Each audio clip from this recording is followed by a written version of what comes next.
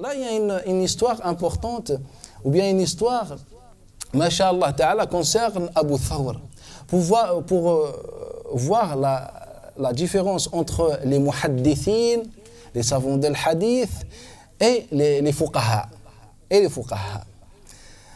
Dans l'époque de Yahya ibn Ma'in, vous connaissez Yahya ibn Ma'in, c'est le qarin de Ahmad ibn Hanbal, l'un des grands savants de hadith et de jarh wa ta'dil. Donc, dans l'époque de Yahya ibn Ma'in, où la science de hadith a commencé à atteindre le maximum, elle était présente partout, elle était très répandue, où les fuqaha avaient commencé à avoir du mal à s'imposer, à participer dans la vie intellectuelle, etc. Donc, Abu Thawr, l'élève de l'imam Shafi'i et l'un des fondateurs des écoles, il y avait une école de Abu Thawr, mais a disparu. Ala kulli hal. Donc, Abu Thawr, il était expulsé par les muhaddithin. Car les gens se dirigeaient vers les gens qui connaissaient le hadith. Donc, il mettait à côté les fuqaha, les savants de l'islam, les fuqaha, les juristes. Et un jour, une femme entre à la mosquée, pendant que Abu Thawr était au fond de la mosquée, tout seul.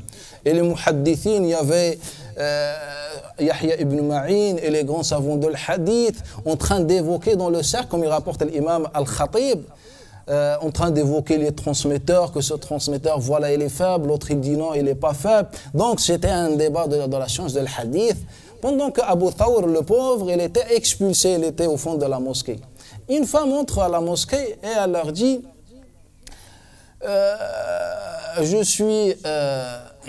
j'ai mes règles, est-ce que je peux laver un mort, son mari ou autre qui était mort, est-ce que je peux le laver dans cet état? Quand elle a posé cette question, chacun il regardait l'autre. Elle va donner la réponse.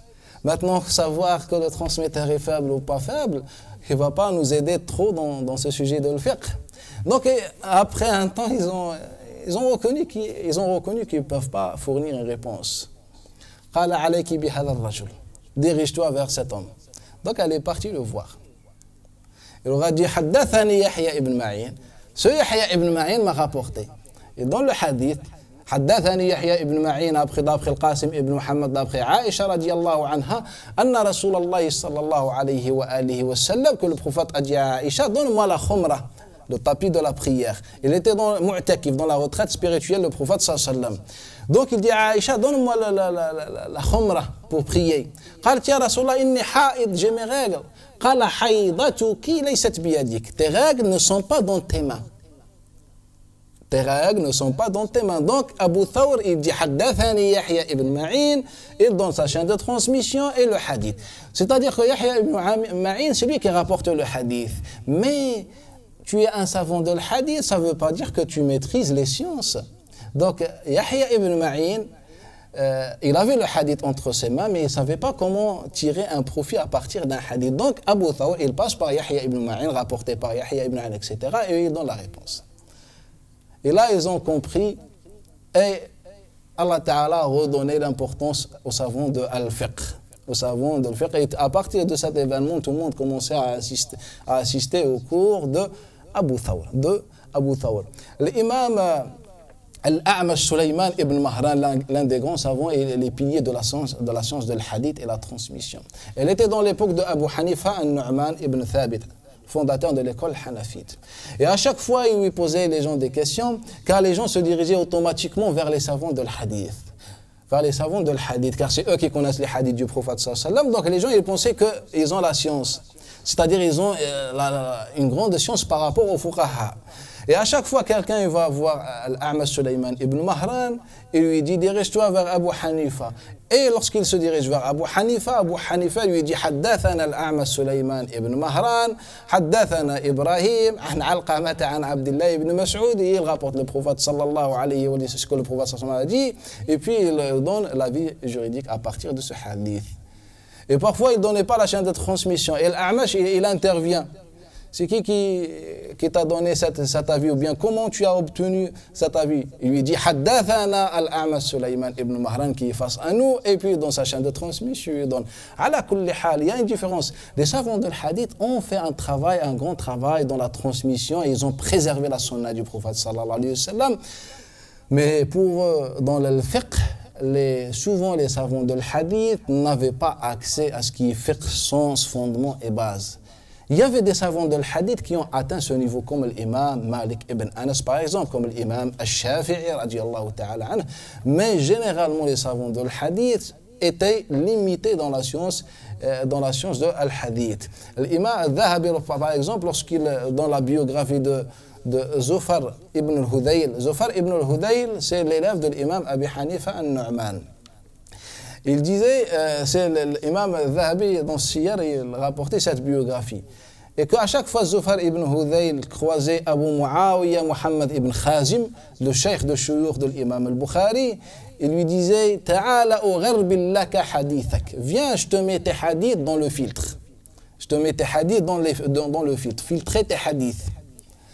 فكان يعرض عليه حديثا حديثا. Et quand on parle de Abu Muawiyah, on ne parle pas de n'importe qui, c'est un très grand savant, Abu Muawiyah Muhammad ibn Khazim. Donc, il présentait ces hadiths. Et Zufar ibn Hudayl lui disait, c'est un hadith abrogé, c'est un hadith qui est équivoque, c'est un hadith il lui montre les défauts et la compréhension et la science de chaque hadith. Et là, il sort Abu Muawiyah avec des hadiths validés. Car mémoriser un hadith, ça ne veut pas dire grand-chose. Mémoriser un hadith, ça veut dire mémoriser une parole du prophète sallallahu alayhi wa sallam. Mais utiliser une parole du prophète sallallahu alayhi wa sallam, il faut avoir les bases. Zufar ibn Hudayl, par exemple, l'imam Shafi'i. Vous savez que l'imam Shafi'i est considéré comme hujja dans la langue arabe. Sa parole, elle est arabe pure. C'est pour ça qu'Ahmed ibn Hanbal et Abu Ubayd al-Qasim ibn Salam disaient que la parole de Shafi'i est comme la parole des Arabes, c'est-à-dire c'est un argument en islam. L'imam Shafi'i disait si dans la salat on pouvait prier par une récitation autre que le Coran al-Karim, je récite les paroles de Zufar ibn Hudayl, tellement il avait un très grand niveau, l'élève de l'imam Abu Hanifa, il avait un très grand niveau dans la langue arabe. Donc, d'avoir un hadith, ça ne veut pas dire que d'avoir le fiqh. Le hadith, dans aucun cas, ne peut être utilisé si on n'a pas les fondements de le fiqh. Et même le fiqh, celui qui mémorise le fiqh, par exemple, quelqu'un, un cheikh d'une école, dans aucun cas n'a le droit de donner une fatwa. Le cheikh de l'école, il a qu'à transmettre les avis de l'école, c'est-à-dire l'école comme il l'a apprise, il doit la transmettre. Celui qui peut obtenir un statut ou bien qui peut répondre ou bien qui peut donner le fatwa, c'est celui qui a réalisé ou bien maîtrisé les fondements de l'école. Maîtriser les fondements de l'école, la science de la divergence et un grand nombre de hadiths et le Coran al-Karim et les sciences de la langue arabe ala kulli hal. Ça on a parlé ça par rapport à Yahya ibn Ma'in rahmatullahi ta'ala alayhi. Donc Abdullah ibn Omar, que les Jawari, les savants d'Abdullah ibn Omar lavaient les pieds d'Abdullah ibn Omar à lui donner le tapis de la prière pendant la règle. Cela nous montre que la femme en islam, elle n'est pas considérée comme impure.